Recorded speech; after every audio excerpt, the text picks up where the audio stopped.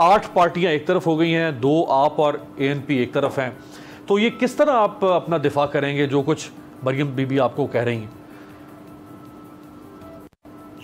शुक्रिया। देखें, PDM की बुनियाद तो हमारी मेज़बानी में जो APC हुई उसमें हुई, और हमारी हतुल मकदूर कोशिश है कि PDM जो है ये बरकरार रहे।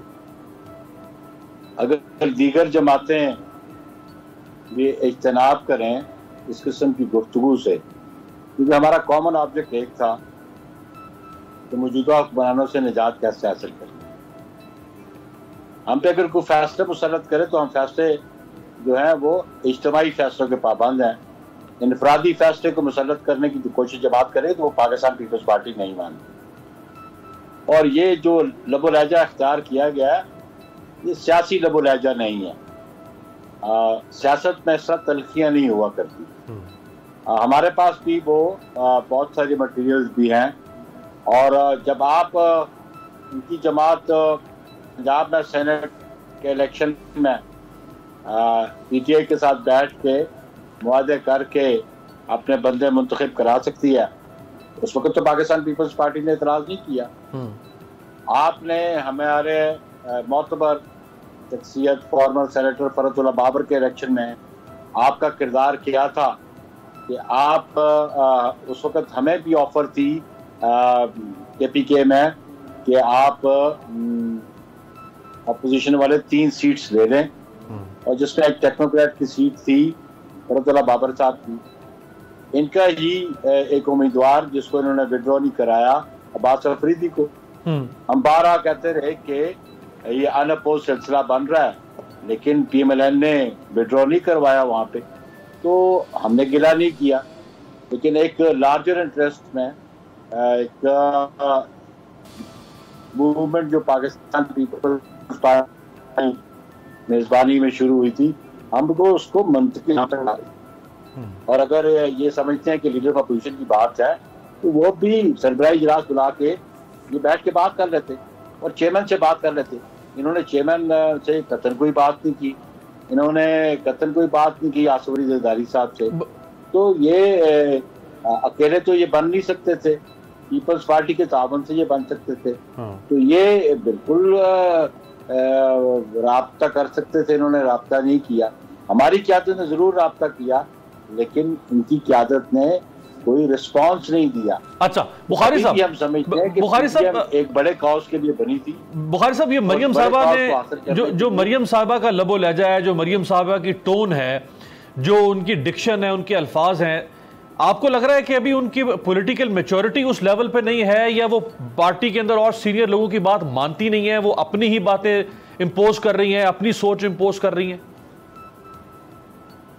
देखिए, ये तो पाकिस्तान के अवाम बेहतर बता सकते हैं कि पॉलिटिकल मैच्योरिटी उनकी कितनी है। मैं उस पर कमेंट नहीं करना चाहता, क्योंकि अभी भी हम समझते हैं कि PDM ने बहुत सारे अहम फैसले भी करने हैं और अपना ऑब्जेक्ट भी अचीव करना है। और पाकिस्तान पीपल्स पार्टी कभी भी इंस्ट्रूमेंटल नहीं होगी PDM का शिराजा बखेरने के लिए। लेकिन अगर ये भी मैं अर्ज कर दूं कि 10 जमातों का मजमूआ है जिसका नाम PDM है, अगर एक जमात या 2 जमातें उसमें या 4 जमातें नहीं होती तो वो PDM नहीं रहता। फिर तो अपना इत्तेहाद करना चाहते हैं उस नई तंजीम को, उस नई ऑर्गेनाइजेशन को नया नाम देते हैं।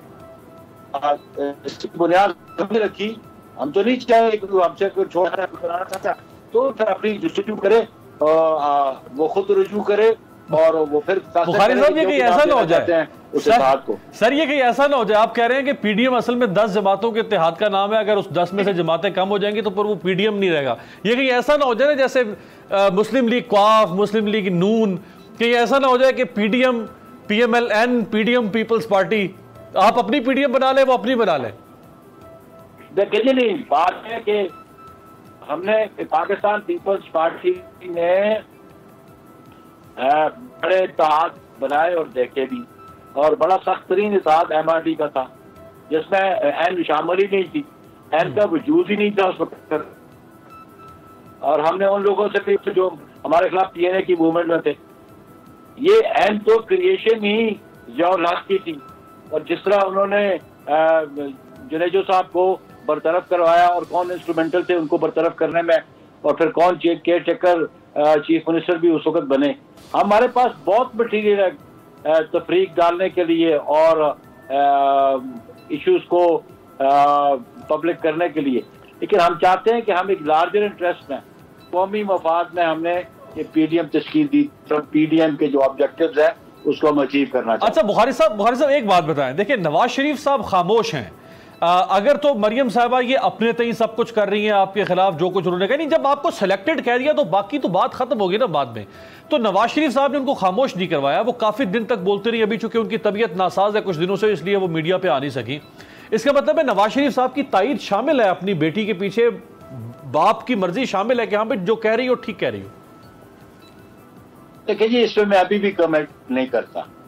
अभी भी हम समझते हैं कि अगर कोई एक सियासी जमात इस किस्म की गुफ्तगू करती है तो जो हम समझते हैं कि सैनिटी प्रिवेल करे, और हमारी लीडरशिप भी और हमारी जमात के दीगर लोग भी, हम समझते हैं कि हम एक कॉमन कॉज के लिए इकट्ठे हुए थे, और उस कॉमन कॉज को अचीव करने के लिए हम आज भी हम तैयार हैं।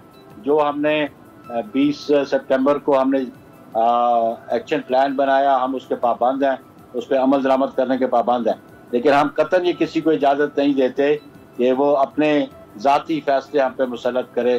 फैसले हमने कहा था पीडीएम के कंसेंसस से मुतफिका फैसले जो हैं वो काबिल अमल भी होंगे और जिन पे अमल दरामद भी होगा। सही है। अच्छा बुखारी साहब, ब्रेक से पहले चूंकि राना सनाउल्लाह साहब मेरे साथ थे, तो राना सनाउल्लाह साहब ने फरमाया है कि पीपल्स पार्टी में कुछ 3-4 सियाने ऐसे हैं जो ये सारा कुछ करवा रहे हैं, जिनके कहने पे जरदारी साहब, बिलावल साहब मुराद ये कहने की कि ये सारा जो रखना डाला है, दरार डाली है, अपनी 1.5 ईंट की मस्जिद बना ली है, ये कोई 3-4 लोग हैं आपके अंदर जो ये सब कुछ करवा रहे हैं।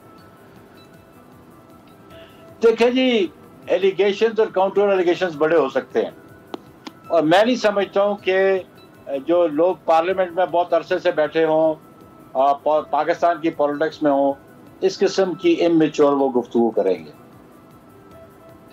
अच्छा, ये तो बड़ा मुख्तसर और बड़ा जामे किस्म का जवाब आपने दे दिया है। तो ये बताएं सर कि अब ये आपको तलब करेंगे आगे, तलब ही कह सकते हैं, जो पीडीएम का आगे इजलास होगा उसमें इन्होंने आपसे एक्सप्लेनेशन तलब करनी है, वजाहत आपसे भी और एएनपी से भी, तो है आपके पास वजाहत देने के लिए कि आपने सब कुछ क्यों किया?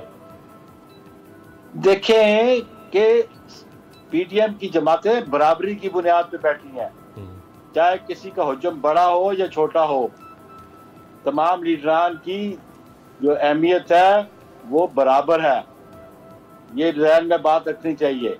और एक्सप्लेनेशन तो मतहतों से ली जाती है।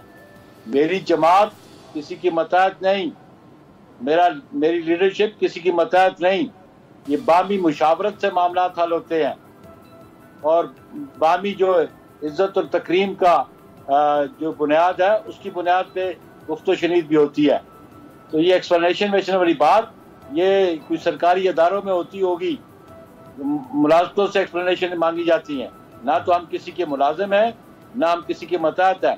हम बराबरी की सतह पे गुफ्तो शनीद करते हैं और बराबरी की सतह पे इजलासों में शरीक भी होते हैं और फैसले भी करते हैं।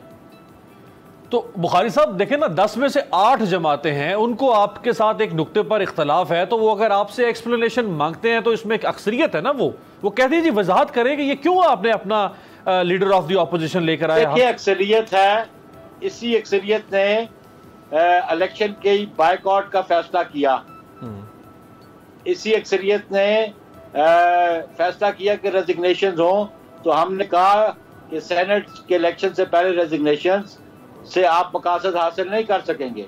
हमने कहा, मेरी जमात ने कहा, मैं खुद शरीक रहा हूँ मीटिंग में पीडीएम के, कि हमने कहा जी इलेक्टरल कॉलेज नहीं टूटता आपके रेजिग्नेशन से, और आप एक 1 वे ट्रैफिक चला लेगी पीटीआई और उसके अलाइज, वो 2/3 मेजोरिटी ले लेंगे सेनेट में, उनका रास्ता आसान हो जाएगा 18th अमेंडमेंट को रोल बैक करने का। उनके लिए सिस्टम जो है पार्लिमानी से सदारती निज़ाम की तरफ ले जाने के लिए वो आसानी पैदा हो जाएगी।